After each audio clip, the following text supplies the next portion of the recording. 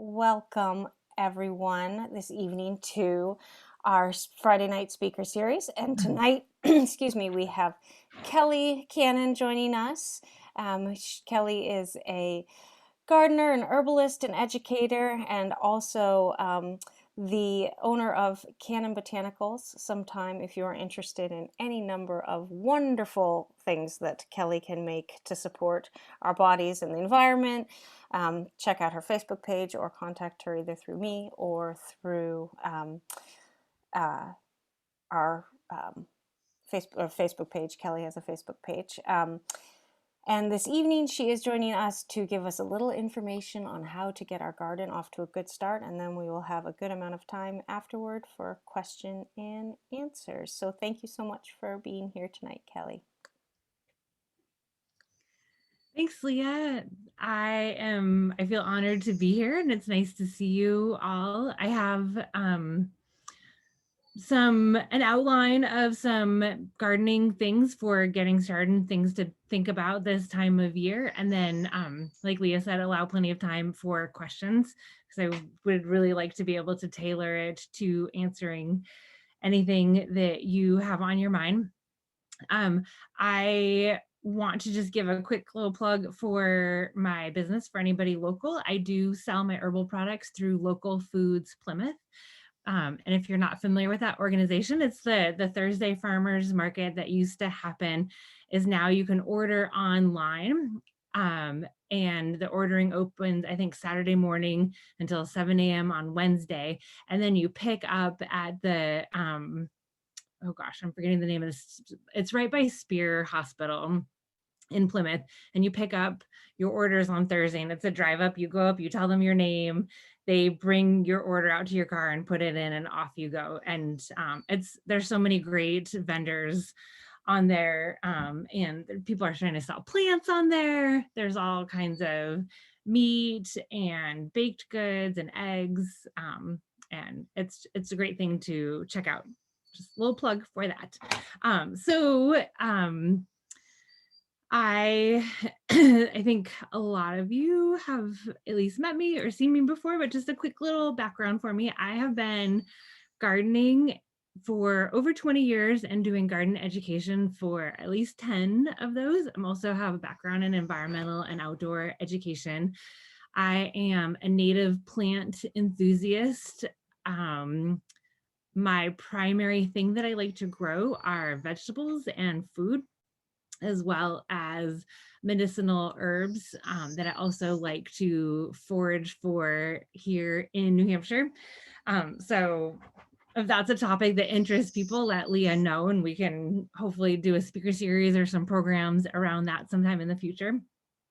And I literally hug trees. I love some of the big, beautiful pines that we have around here. I love walking through our woods and just finding these trees who are these sentient beings who are there watching over us. And like when I was in college, I went to a liberal arts college, and I don't mean to stutter or be redundant. It was a very liberal school, the Evergreen State College in Olympia, Washington. And everyone's talking about tree hugging, and like I'm not a joiner. I didn't want to be that person, and it hasn't been until maybe like the last 5 years that like started hugging trees, and like there's something to it. So I recommend it. It's a great thing, especially when like all the craziness in our world right now. Like, go out and hug a tree. It's like really grounding. So that is who I am. And now to talk about gardening and some things, kind of like tips and tricks from the trade. I do a lot of work as a gardener, personally and professionally. And one of the number one thing that I think when wanting to garden or incorporate plants into your life is to do a site analysis, to look around your space, to figure out where you want plants to be. And there are a lot of kind of layers to that, with like time, how much time you have available to plant the plants, to care for them, what your budget is like, what kind of conditions you have for the plants. And so to walk around where your site is, and maybe you live in a condo or an apartment, so it's going to be one little pot on a patio, or maybe you have like a couple acres that are beautiful and level and full sun, and you want to, it's all grass, and you want to claim that and make gardens. So the number one thing to do is to look at your space and figure out um, what your time available is, what your budget is, and how much space you have. And with doing that, taking notes, I'm a big fan of these graphing notebooks, because you can, if you have like a 10 by 20 space, you can use your little squares in your graphing notebook and measure it out and make little notes in there. So the more notes you take, and then take pictures. Pretty much all of us have some kind of little pocket computer / phone that we carry around with us, and taking pictures of your site is so incredibly useful. So once you kind of have like where you want to put your garden and how much time and space and money, what your budget is for there, then adding to your notes about the 5 things that all living things need. And this is something that I start teaching kids in kindergarten, and I repeat every single year, because this is, in order to have a healthy, successful garden, these 5 things we need. All living things need this. So everything needs air. And so air flow and just air, you're not going to grow it like under a plastic bag or something, there's some cloches you can do with plastic containers, but thinking about airflow for your plant. Light, all living things need light, so some kind of light source, and looking at with that whether you have full sun, part sun, full shade. And I'll come back to talk about what those different qualifications are. Food, which is the soil that you're going to be planting your plant in. And here in the Granite State, it's very lean soil. It's very rocky and gravelly and hard to grow things. So your plants need that. What you're planting them into is the food that they're going to be taking up. So figuring out whether you want to do containers or build raised beds, or do something like we're doing over by the cottage with doing some sheet mulching to establish beds and layering in there. So we talked about air, food, light, and space, how much space you have. All living things need, sometimes you might say a habitat, sometimes you might say space, a home, depending on, how we're talking about these things. But for our purpose, it's the space, and different plants have different space requirements. And then the 5th component that all living things need is water. So when you are doing your site analysis and looking at your area, paying mind to what the space is like, where you're going to be creating a little home for your garden. So is it full sun, which means usually, ideally, 8 hours of direct sunlight a day. You can fudge it down to 6 hours of direct sunlight if it gets afternoon sun. So if you're not getting that morning sun, and the sun doesn't hit the garden until like 10, maybe 11 a.m., but then it's in full blazing sun till the sun sets, that would be okay. If you're missing a little bit of that afternoon sun, then you definitely want to have that full 8-hour spectrum, because it's later in the day that the most intense UV radiation is coming through to give our plants what they need. Part sun is 4 to 6 hours of sunlight, and less than that would be considered shade. And if you have a shady garden, don't give up. There are amazing plants that do really well in shade. One of the amazing ones going on right now here in the White Mountains are the Trillium are blooming, and those are a full shade plant, and they are so beautiful. They're a spring ephemeral, so they're here and then they're gone. But there are other plants like hostas. There's so many kinds of hostas. Some of the coral bells can take full shade. Heucheras are those are the coral bells. Astilbes. There's great shade plants out there. So if you have a shady garden, don't give up hope. There are all kind of plants out there. So looking at the light, looking at what kind of soil you have there, and if you want to do some kind of amendment things, which is a whole other topic that I'm not going to go into tonight, but you can definitely reach out to me if you have questions about that. And there's a lot of tutorials out there. So let's just say that you have a garden already established, a garden space. The soil is decent enough. You can, shovel down a couple shovelfuls without, hitting rock or ledge. So then you want to look at air. And when we say air, like, of course, you were not planting it in a plastic bag. So what's the big deal about air? So thinking about where the prevailing winds come from, and if cool air is always pulled in, if warm air is always pulled in, if no air is pulled in, then you get this really kind of cool situation where it might be a microclimate. So I think Waterville is zone 3, Leah. 3, yeah, 3, 4. So in a nice protected area that gets like nice hot afternoon sun, doesn't get any air blowing around, you might be able to up a zone or 2 in these little microclimates. So that's something to be mindful of. And it's pretty exciting when you can have that. And then on the other side of it, if it's somewhere that's always pulling in cool, cold air, it's going to notch it down even lower in zones of what will be able to survive there. So when we're air, we're not just talking about like being able to take a breath in and out. We're looking at like the air movement and wind that's going around there. And then space along with that too, if there's some kind of building or structure.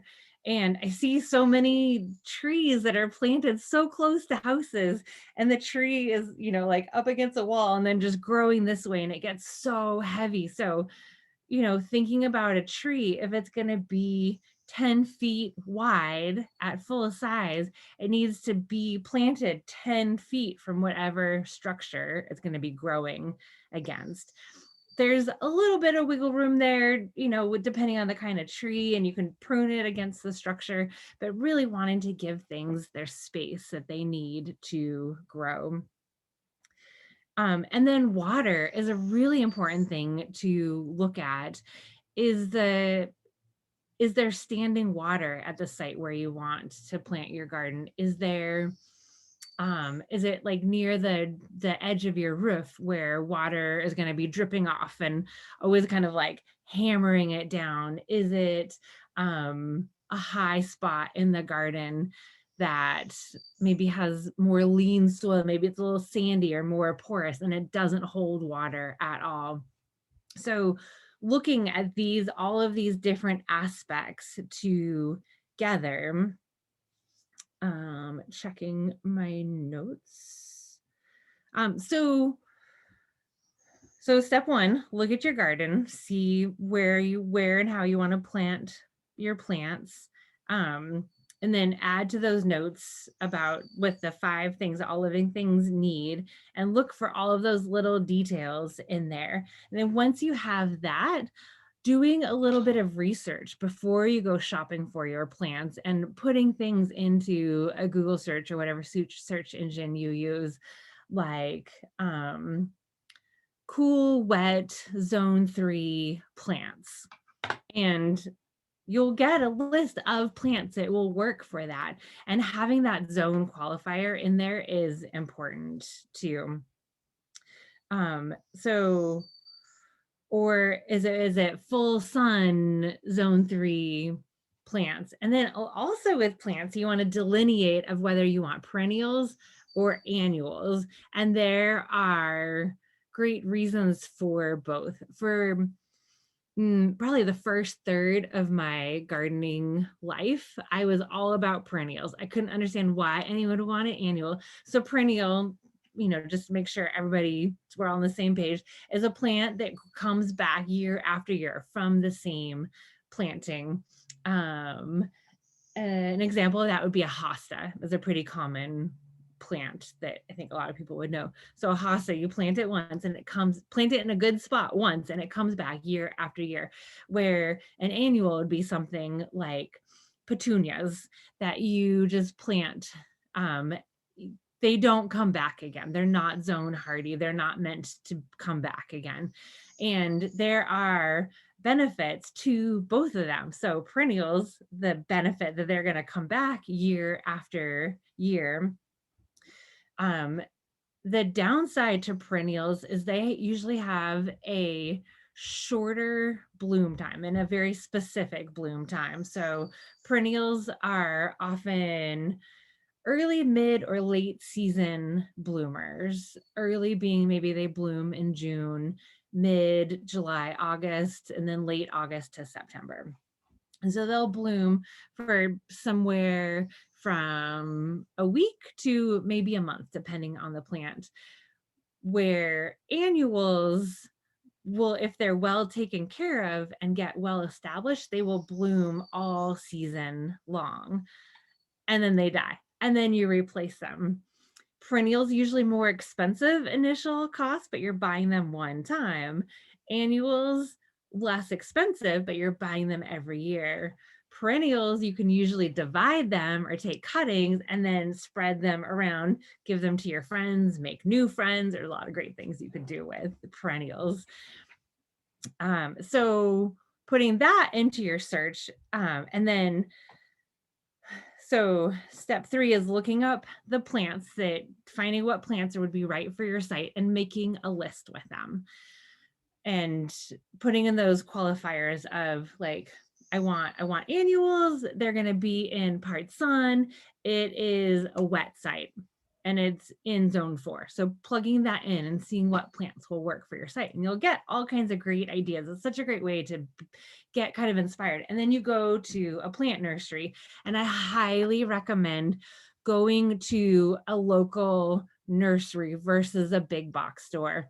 The local nurseries, their reputation is on the line of selling good quality plants that will last, where the big box stores, they don't care. They're just buying in what's cheap, selling it for as much markup as they can, and off they go.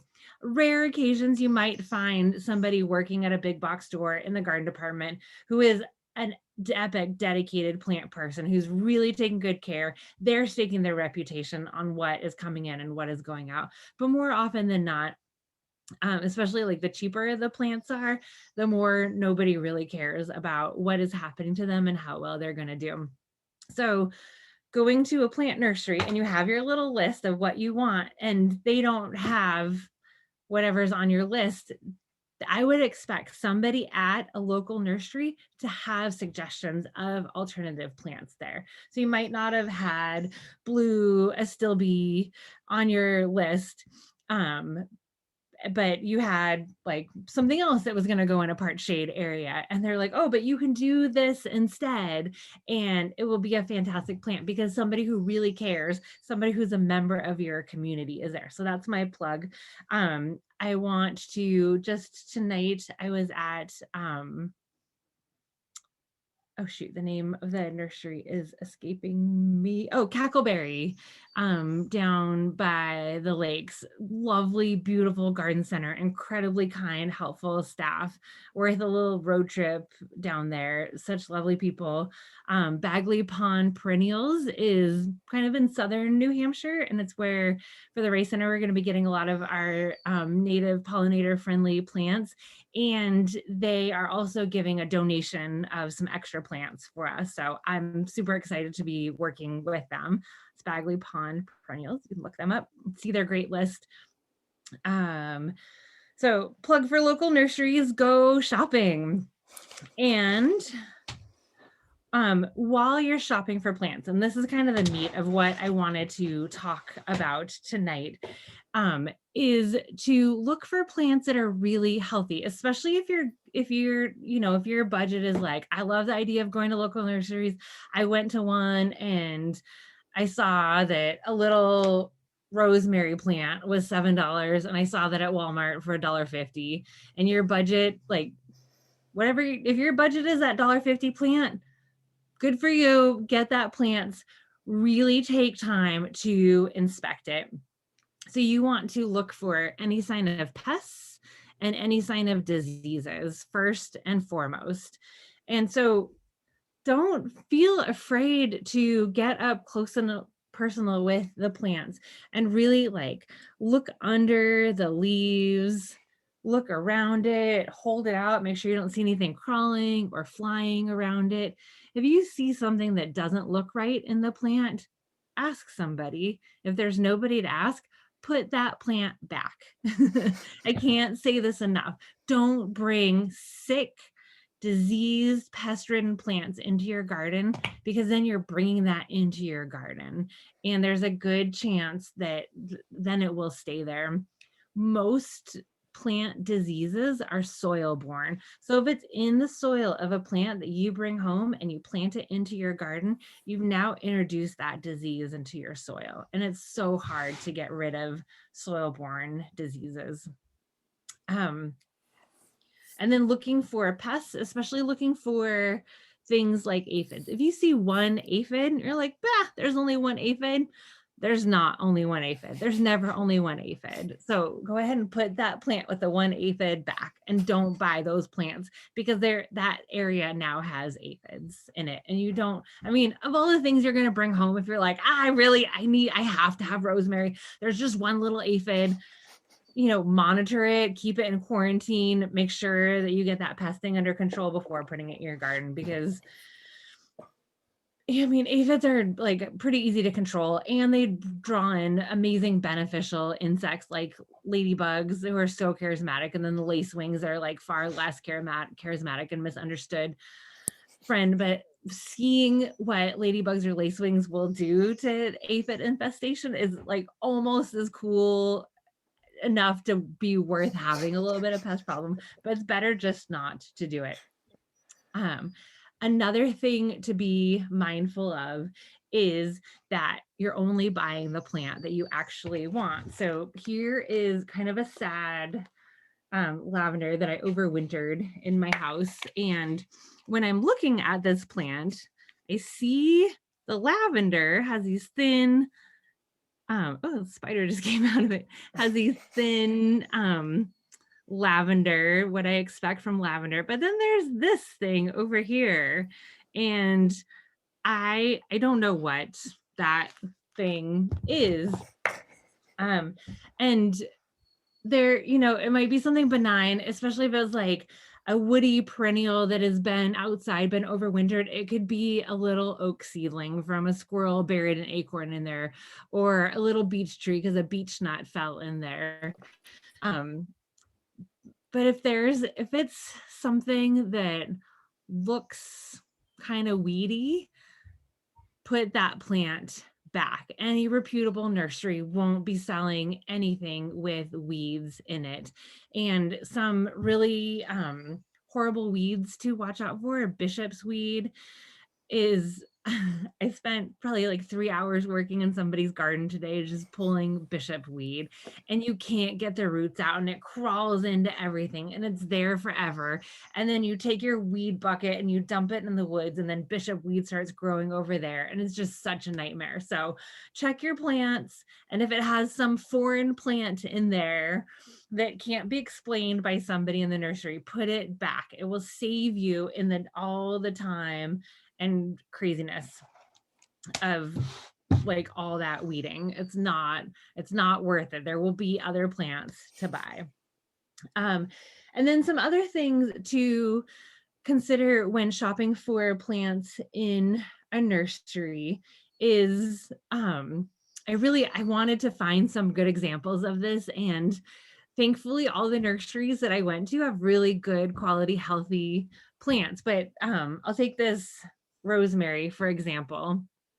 So you might go someplace and see a pot this size. It's probably like a 4-inch pot, and it will have just like one little twig of rosemary like that growing in there. And you give it a little tug and it comes right out of the soil. That plant has not established roots. So here's what you do to check.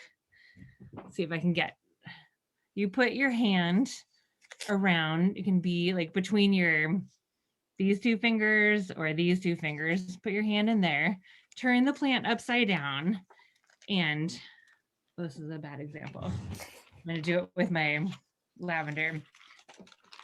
Make a big mess. Turn it upside down, shake it out, and look to see that it holds the structure of the soil in there. If you start turning it upside down and all the soil is coming out of the plant, it's a brand new plant that was just put in the soil. Or sometimes, you know, here's a 1 gallon pot. Someone might take this sized lavender and put it into a 5 gallon pot and fill it with soil and sell it for 3 times as much. That plant has not filled out that 5 gallon bucket. It's a 1 gallon pot. So don't pay more for what the size of the pot is. Like, look, and sometimes you can look too, and you'll see roots coming out of the bottom. On a small plant this size, that is okay. And it's better to see some extra roots coming out of the bottom, especially when they're kind of loose and happy looking. It's better to, that way you know that the plant is well established in there, it has a good, strong root system, and it's going to be able to transplant well. If it doesn't have that, especially for annuals, it's not strong yet. And if the temperatures aren't just right and the soil's just not right and the sunlight's just not right, you're going to lose your plant. So you want to make sure that it's well established and not root bound, especially for a perennial or a shrub. So if this rosemary, if these roots were like how it is here, they're starting to go around in a circle. If it was like really tight like that, I would be careful about buying that plant. And if it's a good price and it otherwise looks really healthy, then I'm going to show you what to do for that. And this is like a little bit traumatic sometimes. So I'm going to pull the plant out of its pot. You might need to like tear the roots off on the bottom. Pull these little, this is one of those little peat pots that they say you can bury in the soil. They don't really come apart. So pulling the plant out. And now, because rosemary in warmer places than here in the White Mountains, it is a perennial. It's actually a woody shrub and it stays year round. So you want to be sure that those roots are nice and loose. So I like to break them at least into quadrants. So I'm just putting my fingers in there, separating it apart. And then on each of those halves, I'll do it again. And the other half, do it again. So now there are 4 sections of roots. What happens, especially in the circular pot, if you just plant it in those roots, the roots keep going around and around. And as the roots get thicker, they're going around and around the nutrient stem of the plant, and the roots are getting thicker and thicker, but going in this. Next thing you know, your poor little plant is strangled to death. We don't want that to happen. So get in there, break those roots apart. If it's a bigger plant, if you're buying something like in a 5 gallon bucket and you can't pull it apart with your hands, I think I'm like one of my YouTube videos might be about how to do this. You take your shovel, your spade, and you just whack it, and it feels so violent and traumatic, and it's really, really what the plant needs to be healthy. It doesn't want to strangle itself. Break those roots apart, set them free, spread them out. And then my next little garden trick that I want to show you for shopping for plants is looking for perennials. Let's see if I can show this on my screen. That and getting like moving them apart and looking down in here. So this, you might look like, oh, here's one 1 gallon pot with one plant. But if you actually look in there, you can see there are at least 2 separate plants in here. So I always look for pots that have the most amount of plants in there. And then I will actually separate those out. So this one has like 3 distinct ones in there. So I will pull those apart from each other. And, you know, I shake and wiggle to separate them and then plant them each with their own right amount of space. And then they will have more space and more room to grow with each other. And I do the same thing for annuals, you know, like you buy a little 6-pack of annuals and maybe there's like one little basil in each cell, but I always look for the cells that have like 2 basils in them instead of just one. And then you get like a bonus plant. Or you have to be a little careful about that, because if they get too tall, then they're too big to separate out from each other. But this time of year, like any annuals that you're buying, always look for, and perennials, look for more separate plants in the pot. And it's just kind of like a fun little Pennywise, and it always feels sort of exciting to like go through and look, and you'll see the plant people at the nurseries who are like looking and scratching at each one to see, you know, what the best thing is in there. And then I have this from the gardening that I was doing today. And this is a lovely brown cover. Oh, and something that I meant to talk about when you're making your list of plants. There are some things, perennials. This is lamium, or sometimes called wort. And it is a very low maintenance perennial, and low maintenance is code for it spreads like mad.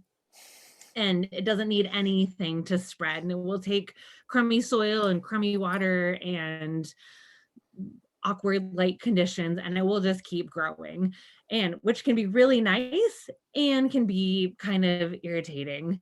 So knowing those guidelines. And with a lot of these perennials, especially the low maintenance perennials, you might have a friend or a garden that you walk by or drive by, and you see somebody out working in their garden, and go ahead and talk to them and be like, if you're driving by, especially, you know, during COVID times, like, hey, I love your garden. And they might be like, come on out, and have a little talk. And by and large, they'll be like, here, have some lamium, have some bee balm is another one. It's really easy to divide and share. Yeah, hopefully with the pollinator garden that we're putting in by the cottage, we'll have some plants to share down the road too, is my hope. Maybe plant sale, fundraiser kind of things. But it's so fun to be able to divide these low maintenance plants and share them around. And I have some other things to talk about, but I wanted to open up to questions and just see if anyone has anything that I didn't cover, any questions about what I've said so far.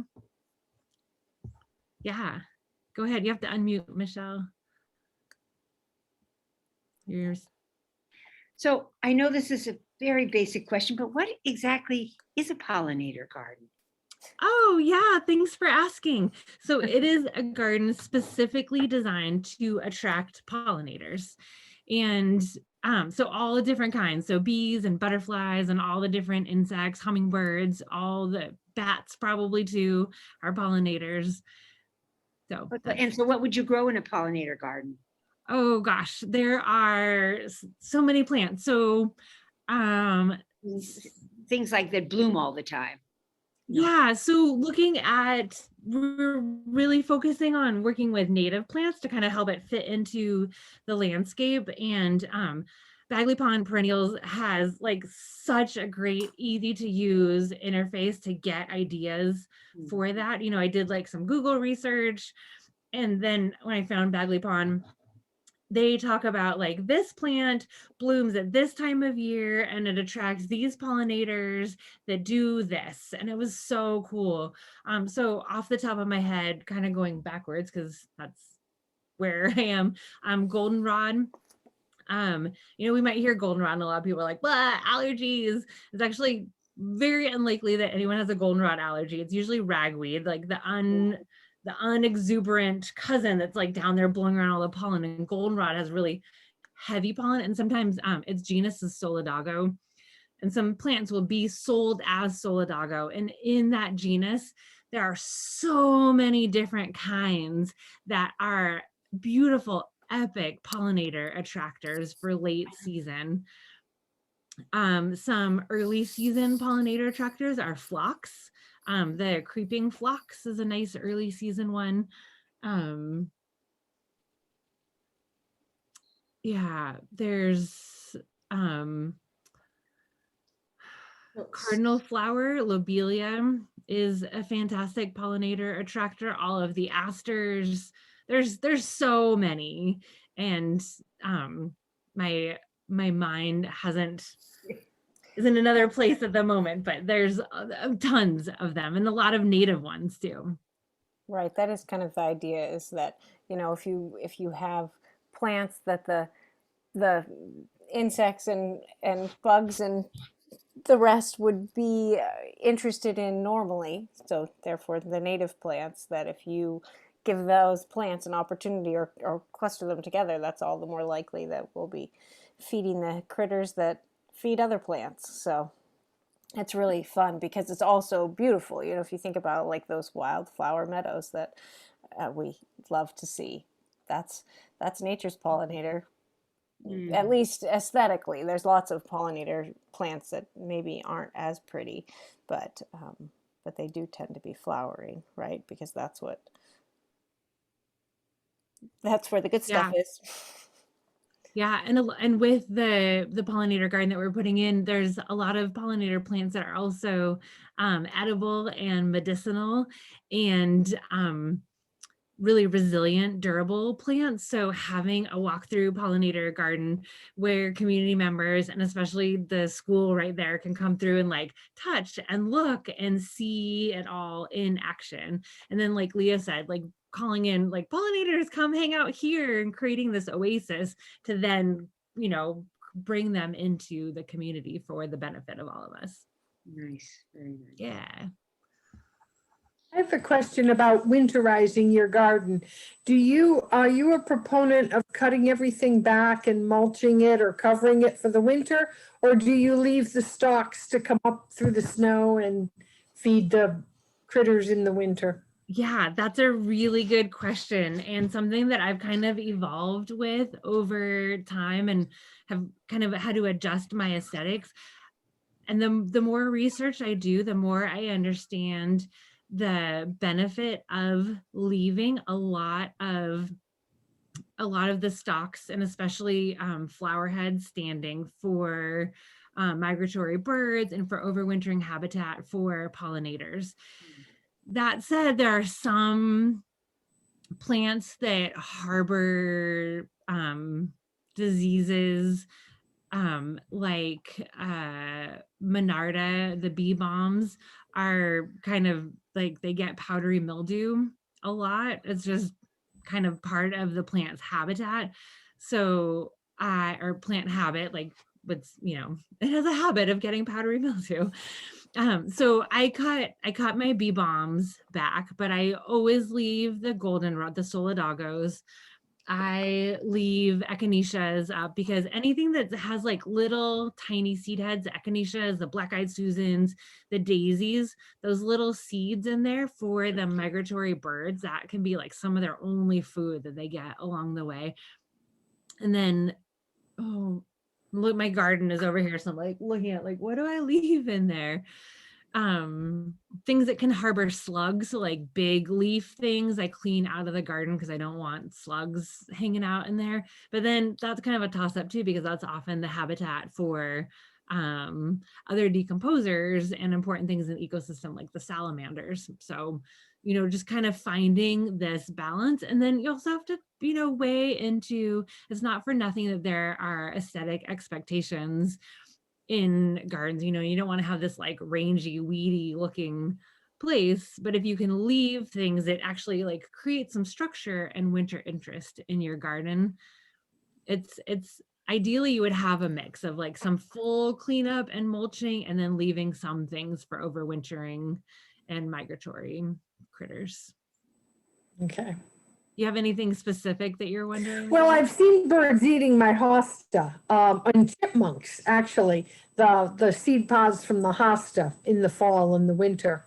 Yeah. And my son does some commercial landscaping, and I have this perpetual argument with him. He wants everything mulched, cut, trimmed, cut out, and I want everything to be poking up through the snow. So, and I know there are two schools of thought on that, so I just wanted your opinion. Yeah. I'm also a tree hugger, and I like am loath to use a leaf blower, and like that's some people's aesthetic is I call like there's some of those landscape companies, and I don't mean to imply this is what your son does, but I call them the mow and blow companies. And Yeah, mow, blow, and go. I know. Yeah. they're like, you want to charge how much to do that weeding or like raking leaves? Like, why can't you just leave a leaf blower? I'm like, well, I leave the leaves on my bed all winter. I do not remove leaves in the fall at all, except Yeah. on my grass if I need to. But generally, the wind blows them off the grass anyway.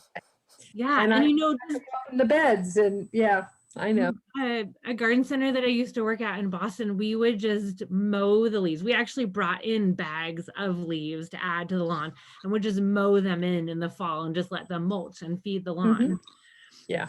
And speaking of feeding things, I think I kind of skipped over the food part and fertilizer a little bit, but anytime that you can avoid synthetic fertilizers or even natural fertilizers, it's better for the environment.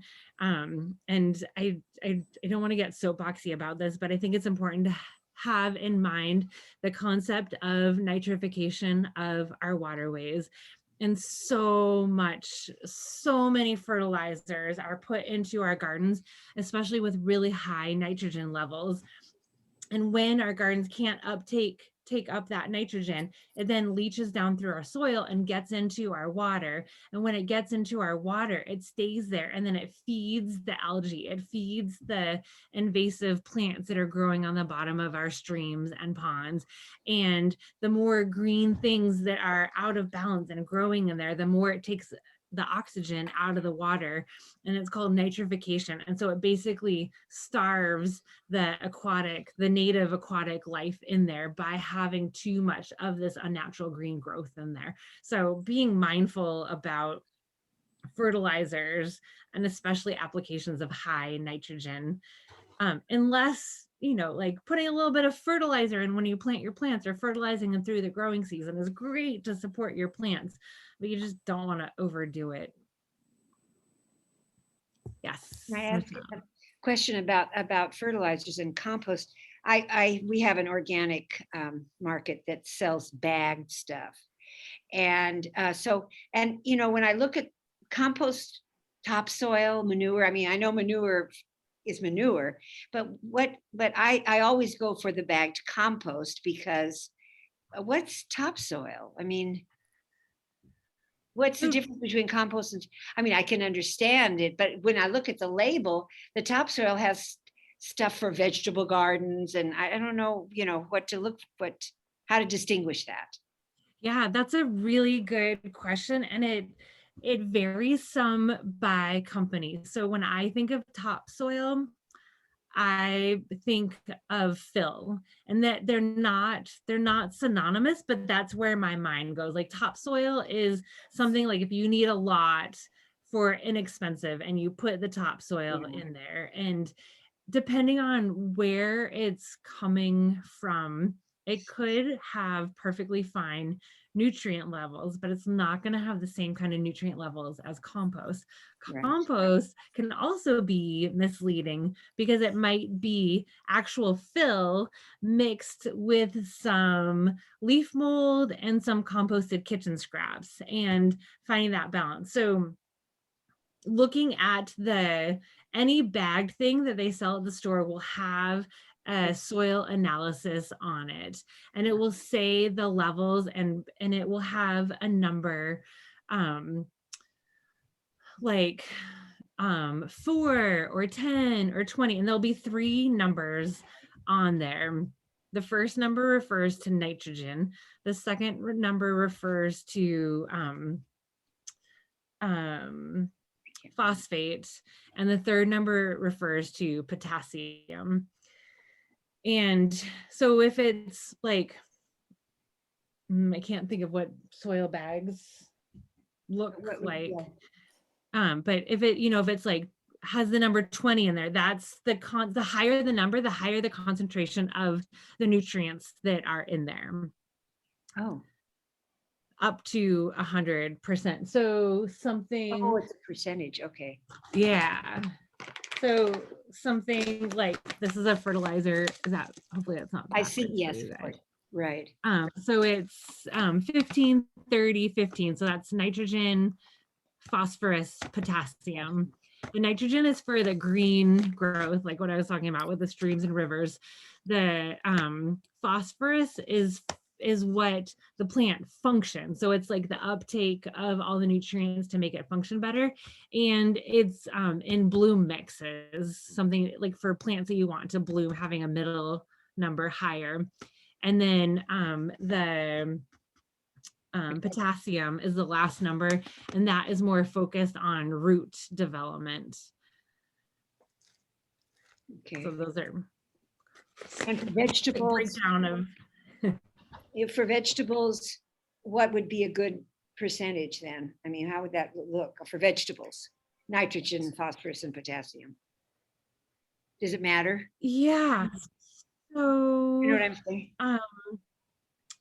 Because usually I've just had either manure or compost from my own garden, but now the way I don't have a garden like that, so I have to do it bagged.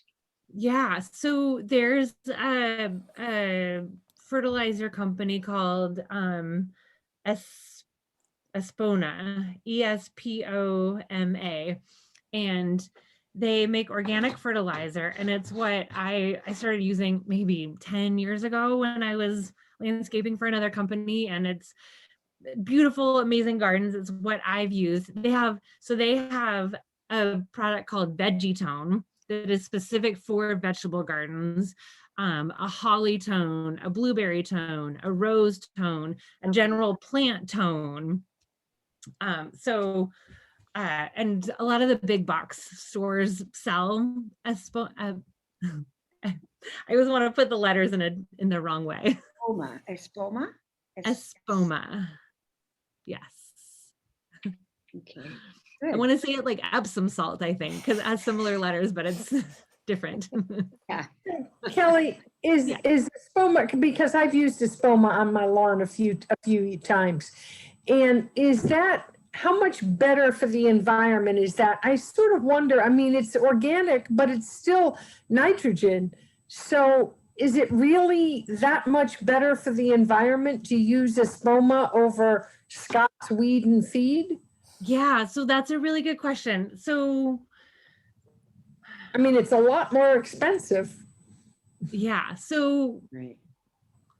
It is a more balanced. So anytime you get something that is organic, or usually if it's more top shelf, more expensive, it will be more well balanced for your plants to take up. It will be made with more naturally occurring ingredients, and it will have a balance of release times of the components that are in there. So something like the Espoma are more slow release, so slower to break down, slower to bind in the soil, where some of the faster acting ones are quicker to leach through the soil and get into the environment. And then a lot of them have kind of scary synthetic materials in there, that while it's been a long time since I've looked at this research, and knowing that I'm being recorded, I'm kind of like, I hope I'm saying this right. But last time I looked at the research, things like some of these synthetic fertilizers would be tested to be deemed safe for use in gardens, use for our waterways, whatever. But what they're not testing is how they bind with other things that are already in the native soil. So I don't have an example coming right to mind, but say that you already have a lot of magnesium in the soil. There just happens to be a lot of magnesium, which is kind of uncommon. Usually magnesium is something that is a micronutrient that needs to be added. And so it might just be like assuming that there's like, no, it's a very lean magnesium soil. And so you pour in these synthetic brands of fertilizer and it binds with the magnesium and creates a really kind of harmful situation. And whereas things that are organic, they look at more in depth of all those levels and all the possible ways that things can count. And this, I mean, it's been quite a while since I've done any research on this, so I don't want to be quoted on any of that, but that's kind of how it all boils down is, what's just kind of like given a green light because it's fine in this lab versus things that are kind of looking more at the like global implications of it. The spoma still has the same amount of nitrogen that a cheaper fertilizer would. Doesn't that nitrogen still leach through the soil and get into the waterways? Potentially, yes, but it's going to be slower released and more likely to be uptaken by the plants because Okay. it is in a more bioavailable form because it's a more natural fertilizer. Okay, thank you. Yeah. Ooh, getting sciencey. Yeah, that's good stuff for sure. Actually, and those are the things that that some of us know kind of, Intuitively. but also just like you said, Kelly, sometimes we forget, or not that you have forgotten, but those, it's like a reminder like, oh yeah, why did I choose that? Why did I think that was worth doing? So that's great. And Kelly, I think that we can check to see if there's any more questions, but what I would say is I think that there are so many topics. I know sometimes when Kelly and I start having conversations, like we need more time, we need to do this more regularly. So all of you can look forward to, as the growing season gets going, Kelly will be doing her Gardener's Corner videos, which will be great to kind of have us keep up with seasonal activities, and this night is kind of the kickoff to that. So we'll probably do at least one more, and then for the growing season she'll do them, I think sorry Kelly, I've forgotten, every 2 weeks. Is that what we decided during the growing season, or were we going to do weekly for one of the months? 2 months? It'll be a surprise. It'll be a surprise. It'll be good. So, but they also are still available on our website. So if we want to go back and remind ourselves of some of the information that Kelly has shared before, that's there. But I think there are some additional topics that could take more than one of Kelly's great 5 to 15-minute videos. So please feel free to check around, send me a note if there's a topic that you want us to cover or you want Kelly to cover. That's great. And thank you so much for your time tonight, Kelly. And thank you all for joining us. That's right. And our next speaker series will be in 2 weeks on the 21st, and it will be Dr. Caitlin Morse, who is the founder of Bebop Labs. And she is an infectious scientist and infectious disease scientist. That's good. Science is infectious. And she is going to talk about a number of infectious diseases. And obviously there's some big ones out there right now that we've been dealing with, but also particularly tick research, and no matter what, no matter how many times we hear about tick-borne illnesses, it seems to be good to keep reminding us, because they're out now. I would imagine anybody who's been for a walk in the woods has said hello to them lately. So again, thank you all, and we'll look forward to seeing you in a couple weeks.